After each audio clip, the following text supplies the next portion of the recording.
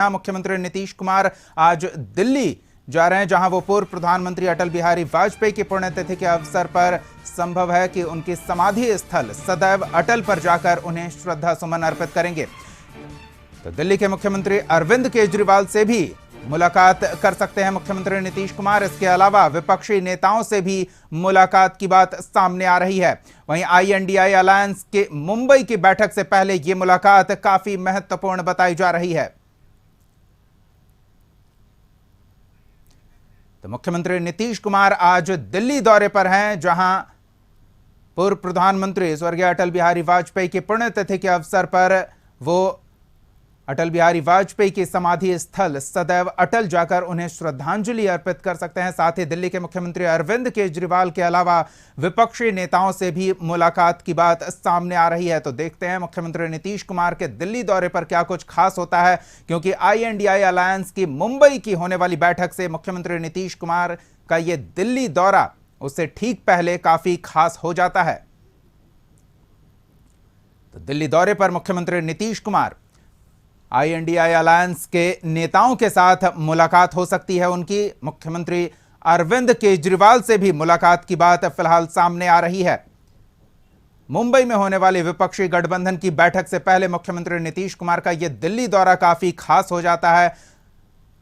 हमारी नजर मुख्यमंत्री नीतीश कुमार के दौरे पर बनी हुई है। हमारे सहयोगी रवि नीरज जुड़े हुए हैं, उनसे जानकारी लेते हैं मुख्यमंत्री नीतीश कुमार के दिल्ली दौरे को लेकर और क्या कुछ जानकारी मिल रही है, क्या कार्यक्रम है मुख्यमंत्री नीतीश कुमार का। जी नीरज। नीतीश कुमार की फ्लाइट लैंड कर चुकी है एयरपोर्ट पे और वो एयरपोर्ट से डिपार्चर भी कर चुके हैं। अटल स्मारक स्थल है, वहां तक आने के लिए वहां से डिपार्चर हो चुका है, वो निकल चुके हैं। 4 गाड़ियों का ये काफिला है। जी जी, काफी करीब रहे हैं नीतीश कुमार अटल बिहारी वाजपेयी के, एक भावनात्मक लगाव रहा है उन दोनों का। तो ऐसे में उनके समाधि स्थल पर पुण्यतिथि पर जाना काफी भावनात्मक ये दृश्य होगा। ये चौंकाने वाली बात नहीं है, लेकिन वाजपेयी जी के साथ जो उनका एक अलग अटैचमेंट था, जिस कारण से वो आज यहाँ पहुंचेंगे और अटल जी को पुष्पांजलि देंगे। उसके बाद ये अपने आवास पर जाएंगे और वहां से फिर निर्धारित होगा अरविंद केजरीवाल जी के यहाँ जाकर के किस समय मुलाकात करेंगे। वो अभी समय कंफर्म नहीं है, लेकिन अरविंद केजरीवाल जी के यहाँ जाएंगे। जी, दिल्ली में है मुख्यमंत्री नीतीश कुमार। विपक्षी गठबंधन को गति देने में इनकी महत्वपूर्ण भूमिका रही है। मुंबई में एक बैठक आगे प्रस्तावित है, उससे पहले मुख्यमंत्री नीतीश कुमार का दिल्ली दौरा, किससे वो दिल्ली में मुलाकात करते हैं, यह भी खास हो जाता है। जी नीरज। जी जी, खास इसीलिए होता है क्योंकि जो गठबंधन है सामने जी जी परिवारों के साथ मिलना, दोनों अलग अलग विषय है। एक प्रेशर की राजनीति तैयार हो रही है और आने वाला 24 एक बड़ा एजेंडा है और दिल्ली में कहीं न कहीं एक मुख्य केंद्र बनता दिख रहा है मुंबई बैठक से पहले। चलिए, तो मुख्यमंत्री नीतीश कुमार के कार्यक्रम पर नजर बनाए रखें नीरज, हम आगे भी आपसे अपडेट लेते रहेंगे। तो मुख्यमंत्री नीतीश कुमार दिल्ली पहुंच चुके हैं और ताजा जानकारी आपको ये दे दें कि पूर्व प्रधानमंत्री स्वर्गीय अटल बिहारी वाजपेयी को श्रद्धांजलि देने के लिए मुख्यमंत्री नीतीश कुमार सदैव अटल, जो कि उनकी समाधि स्थल है, वहां पहुंचने वाले हैं थोड़ी देर में। हम आगे भी आपको लगातार जानकारी देते रहेंगे। फिलहाल न्यूज रूम का रुख करते हैं। हमारे वरिष्ठ सहयोगी अशोक मिश्रा हमारे साथ जुड़ रहे हैं। अशोक जी, मुख्यमंत्री नीतीश कुमार दिल्ली में हैं, अटल बिहारी वाजपेयी के साथ उनके रिश्ते जग जाहिर हैं और ऐसे में स्वाभाविक है कि अगर वो दिल्ली जा रहे हैं पुण्यतिथि पर तो उन्हें श्रद्धांजलि अर्पित करेंगे। हमारे सहयोगी दिल्ली से जानकारी दे रहे हैं कि वो समाधि स्थल पर पहुंचने वाले हैं। ये खास पल होगा नीतीश कुमार के लिए। बिल्कुल, देखिए दीपक, नीतीश कुमार का यह दौरा उस समय है जिस समय बीजेपी और जदयू, या यूं कह सकते हैं कि केंद्र सरकार और विपक्ष के बीच आमने सामने सीधी टकराहट है। यानी कि उसी बीजेपी, उसी अटल बिहारी वाजपेयी की बीजेपी, जिसके साथ नीतीश कुमार का गठबंधन लगभग 20 वर्षों से ज़्यादा का रहा है, 1998 में जब अटल बिहारी वाजपेयी दूसरी दफ़े भारत के प्रधानमंत्री बने थे तो उनके मंत्रिमंडल में नीतीश कुमार को केंद्रीय रेल मंत्री का प्रभार सौंपा गया, यानी कि उनका केंद्रीय रेल मंत्री के रूप में नीतीश कुमार को दायित्व दिया गया था। फिर नीतीश कुमार के जिम्मे कृषि मंत्रालय भी दिया अटल जी ने। और आप देख रहे हैं कि बिहार में जो भी बड़ी रेल परियोजनाएं हैं वो अटल बिहारी वाजपेयी के कार्यकाल के समय की है, चाहे हरनौत में रेल कारखाना हो या जेपी सेतु हो या फिर मुंगेर का पुल हो या अन्य जो भी बड़ी रेल परियोजनाएं दी हैं अटल बिहारी वाजपेयी के कार्यकाल में, जिसमें नीतीश कुमार रेल मंत्री के रूप में उन्होंने काम किया और रक्षा मंत्री के रूप में स्वर्गीय जॉर्ज फर्नांडिस थे अटल बिहारी वाजपेयी के मंत्रिमंडल में। तो नीतीश कुमार का अटल बिहारी वाजपेयी से तो भावनात्मक लगाव रहा ही है, राजनीतिक रिश्ते भी काफ़ी मजबूत रहे हैं। और यही वजह है कि नीतीश बार बार कहते हैं, जब बीजेपी पर हमला बोलते हैं तो वो कहते हैं कि यह अटल जी के ज़माने का बीजेपी नहीं है, यानी कि नरेंद्र मोदी और अटल बिहारी वाजपेयी के बीच में काफ़ी फासला है।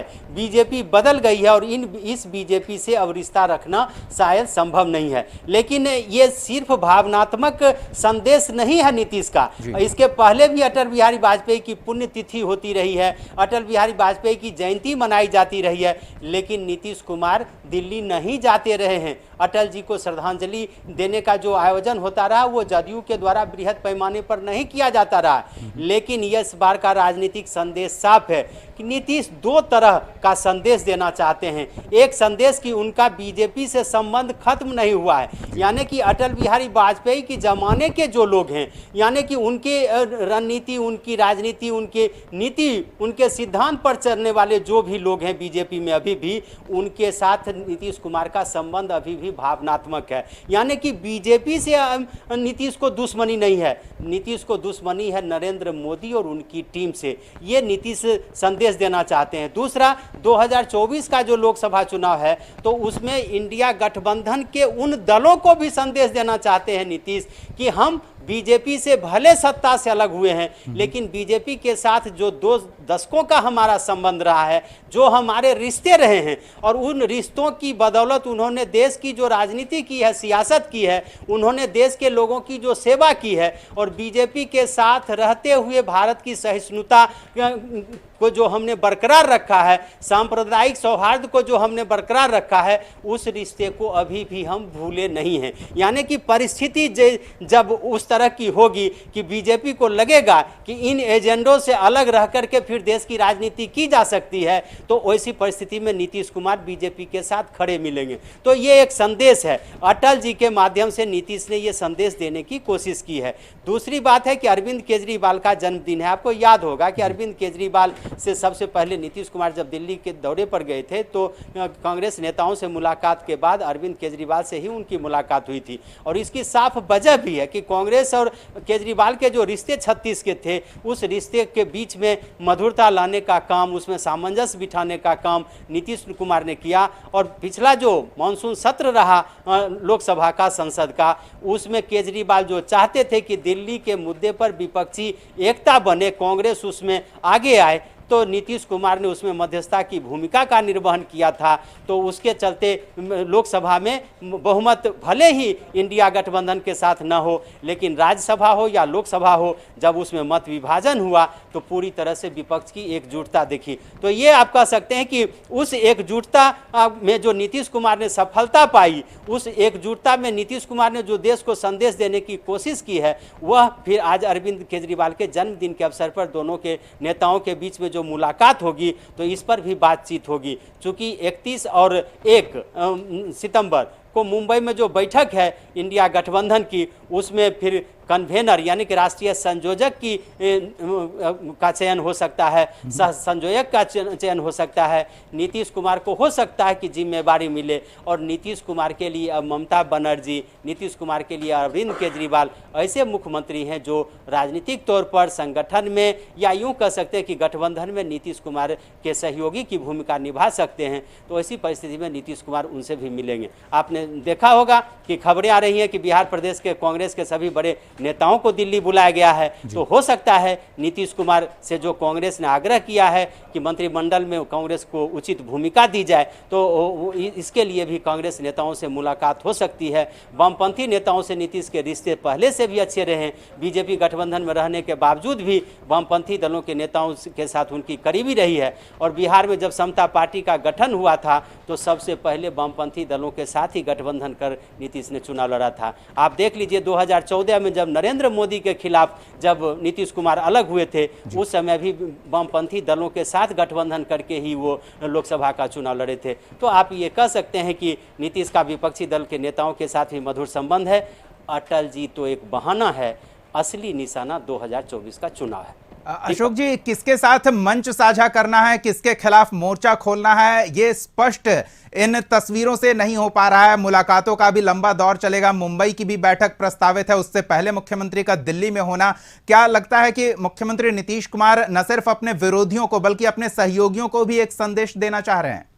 बिल्कुल, आप नीतीश की राजनीति का इतिहास उलट करके देख लीजिए तो नीतीश जिस गठबंधन में रहते हैं उसके विपरीत वो काम करते हैं। आप देख लीजिए बिहार के राज्यपाल तत्कालीन राज्यपाल थे जिनको राष्ट्रपति के पद का चयन हुआ था, महागठबंधन में रहते हुए नीतीश ने उनको मदद की थी, उनको वोट दिया था, मीरा कुमार को खड़ा किया था, लेकिन नीतीश ने वोट नहीं दिया था। आप देख लीजिए कि बीजेपी के साथ रह के प्रणब मुखर्जी को नीतीश कुमार ने राष्ट्रपति के रूप में वोट दिया था। नीतीश का यह स्टाइल रहा है कि यानी कि उनकी ये कहा जाता है राजनीति में जो सामने में दिखता है वो पीठ पीछे नहीं है। नीतीश कुमार के बारे में ये शुरू से रहा है और यही वजह है कि नीतीश कुमार ने जब से राजनीति की कमान संभाली है बिहार में खास करके, तो बिहार की राजनीति नीतीश के इर्द गिर्द ही घूमी है। भले ही जनाधार के रूप में, राजनेता के रूप में लालू प्रसाद यादव काफ़ी मजबूत रहे हैं, लेकिन बिहार की राजनीति के चाणक्य का खिताब अगर मिला है तो वो नीतीश को मिला है। अटल बिहारी वाजपेयी की पुण्यतिथि के बहाने नीतीश ने 31 अगस्त और 1 सितंबर को जो बैठक होने वाली है मुंबई की, उन नेताओं को भी चेतावनी दे दी है कि रिश्ते भले अभी हमारे रिश्तों में खटास आई है, रिश्तों में दूरी नहीं आई है। और वो दूरी इसलिए आई है कि नरेंद्र मोदी के चलते दूरी आई है। बीजेपी के साथ अभी भी उनका भावनात्मक संबंध है और अटल जी के समर्थक अभी भी बीजेपी में काफ़ी संख्या में हैं। आप दीपक याद कीजिए, बीजेपी का नारा था मतलब भारत माँ के 3 धरोहर, अटल, आडवाणी, मुरली मनोहर। भले अटल जी दिवंगत हो गए हैं, लेकिन मुरली मनोहर और आडवाणी भले ही बांसैया पर हों, लेकिन अभी भी धरोहर के रूप में बीजेपी के पास हैं। और नीतीश यही संदेश देने की कोशिश कर रहे हैं। मेरे जैसे लोग इस बात को मानते हैं कि अटल जी के बहाने ही नीतीश बीजेपी के उन नेताओं को भी संदेश देना चाहते हैं कि अटल जी के चाहने वाले अभी भी हम हैं। भले ही हमारा शरीर कहीं हो, दिल अभी भी अटल जी की आत्मा के साथ ही है।